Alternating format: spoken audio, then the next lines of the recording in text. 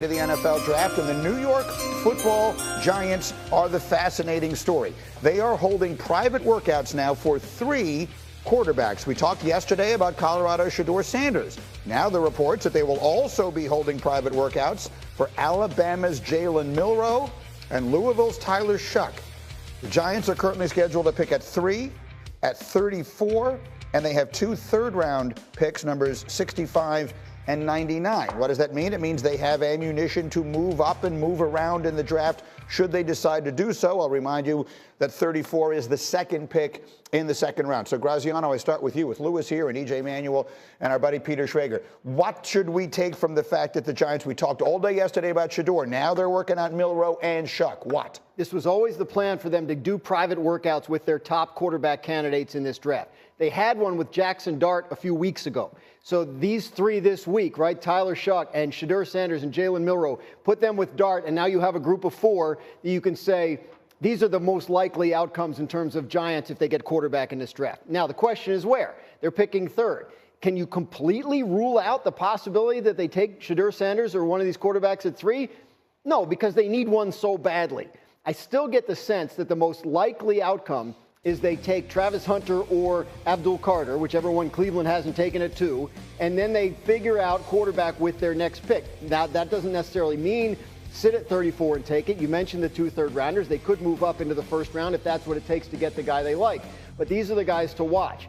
And so I think you're working out these guys because you want to be as prepared as possible when you get the chance. So if Shedeur Sanders is there in the teens and 20s and you love him and you want to make a move up, you got to know. Brian Daboll, the head coach, believes the private workout is an essential part of the evaluation process. So they weren't going to do any of this in terms of considering quarterbacks until they had these private workouts. It was always part of the plan. Joe Schoen speaks with the New York media at noon today. So 12 o'clock Eastern, the GM of the Giants going to have his last opportunity to speak with the media, address the media, and do so in a way where there will be questions about Shedeur Sanders. There will be questions about Abdul Carter. You might think these are just frivolous things.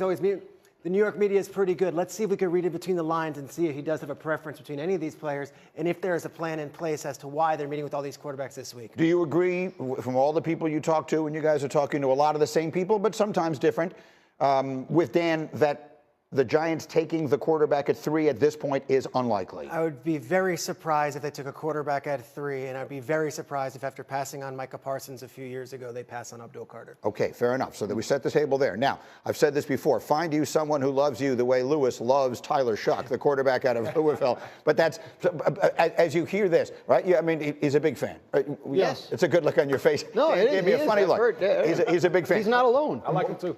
Talk to me about this. Talk to me about the Giants situation here. I will admit, now you and I have been doing the draft together now for a few years. You've been doing a lot longer than I have. When I heard that Jalen Milroe was coming to Green Bay next Thursday night, I was really surprised. Guys don't tend to go to the draft unless they expect they're going to hear their name called on Thursday night. Yeah, look, there's a lot of subjectivity when it comes to quarterback evaluation. You can poll 10 people, and 10 people will tell you, like, they would stack those 3 players. They would stack Shedeur, Tyler, and Jalen totally differently. There's some guys who don't think Shedeur's a first rounder. There's people who think that Jalen Milroe is a first rounder. There's people who think that, look, I saw Diana Rossini tweet the other day that a head coach told her that he believes that Tyler Shough is the best quarterback in this draft. And that includes Cam Ward. That's how much varying opinion you have to stack these 3 guys. That may be a part of their process that they were always going to have these private workouts this late in the process. But I promise you, this is also a function of 2 other things. Mike Tannenbaum hit on one of them, which was there isn't consensus in the building about how to stack these 3 guys in the event that they're all still 3 available after they pick 3rd overall. And number 2, I promise you this, John Mara is looking over this whole thing. What did he say coming into this draft first and foremost? We need to find a long-term answer at the quarterback position. Right. So they're going to take this all the way up to the 11th hour and 59 minutes. We did it in 2004 when we drafted Sean Taylor in Washington. We had Kellen Winslow Jr. on top of our board the night before we left to go home before the draft. And we met late into the night about Sean Taylor, Kellen Winslow, Sean Taylor. The next morning, it was flipped. And we took Sean Taylor. It doesn't matter how long it takes you. What matters is that you get the person that's going to give you the return on investment you want. All right, so EJ, you've been studying all of these guys. Let's go through them. Shedeur Sanders. Dan Orlovsky said on this show it's the most complicated quarterback evaluation that Dan has had to make in all the years that he's been working in TV. What do you see when you watch Shedeur Sander? Well, I see a lot of poise. That's the biggest thing. I mean, and I feel like you see the ultimate level of confidence. And you'll see that with some of these plays here. The first one is the ability to break outside the pocket and also move up in the pocket. This is what you're going to see a lot in the NFL. You're going to have some exterior blitzes. But watch the ball placement. That's my favorite part of this play, where I'm talking about the ability to break outside the pocket. Now, mind you, BYU's the best defense that they played against the entire season. They were the best defense in the Big 12. You get outside the pocket, you can easily take this check down. Ultimate confidence right here. Put the ball up and over I get freaky and do what he does. I think the Giants should take Travis Hunter, in my opinion. But here's the other part about this. So reading coverage, 2 invert right here. So you think the safety is going to come down and get back to the deep half? He's not. The corner, Lewis, is going to take that half, and he can't get there. He knows, he checks to it, it turns into a touchdown. So to me, you mentioned that Dan said this is a tough draft or a tough evaluation. This particular I don't think player, it's that tough, Greeny. I mean, he's a first-round pick. That's no one's debating that. Right. But here's the question. Is he the 3rd pick in the draft? And here's why it is tough for those who did not watch a lot of him. What we just saw on that tape, that's his superpower, right? All the stuff that we want quarterbacks to have, anticipation, playing with feel, pinpoint accuracy, all that stuff. What he isn't is he isn't 6'4.5". Sure. He doesn't run a 4.6 40. Lewis, that doesn't matter because Does it or does it not? It doesn't matter. I mean, there's a bunch of guys that are successful in the league that are 6'6'1". We know that. But as far as him being the 3rd pick, that doesn't necessarily mean he's not the 3rd best player. Right. I don't think the Giants should take him because the Giants need to win right now. You already got Russell Wilson on your roster. You got Jameis Winston, guys who are experienced. Go get a defensive player or get Travis Hunter if he's still there. I would rather Shedeur go to the Saints, personally, as far as would be 9. Placement. Yeah. You know what? Look, this is what GMs and what personnel directors, coaches, what they're looking for when you're talking about a top 3, top 5 pick. They're looking for physical traits that in the event that the player doesn't work out, they can sit there and go, it wasn't because we didn't identify the right physical profile.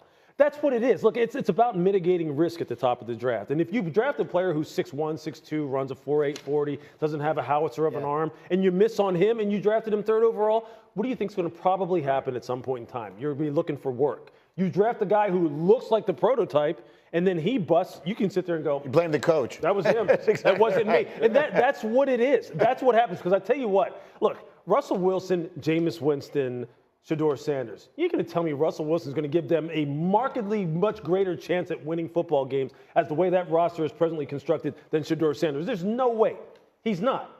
That said, the acquisition of Russell Wilson gives them the luxury where they don't have to take a quarterback. Right. That's my But when you look at keep the train on the tracks a little bit, and I would say the last time, and Lewis, you could correct me, and Dan, of course, EJ, I think Baker was the last non-prototypical quarterback, size-wise, arm-wise, that a team said, no, we're taking him first overall, and they took him over Josh Allen. Well, Bryce Young went, and he smaller also. But generally, you want to be able to check those boxes. No doubt. That's exactly what you're trying to do. You said Batman is your favorite superhero, right? He would not go top 3 in a superhero draft. That's correct. Because he can't fly. Right. And he doesn't have X-ray vision. That's right. But he might turn out to be the best one of all of them. He is. Yeah. It's just you're not willing to risk that level of pick. Because that's what it is. His superpower is smarts. He knows that's the most important thing to be, is to be the smartest one. And that's what Shedeur is. He had Alfred, and that helps to have a guy like Alfred. Well, so Mike always used to say, yeah, but then he always won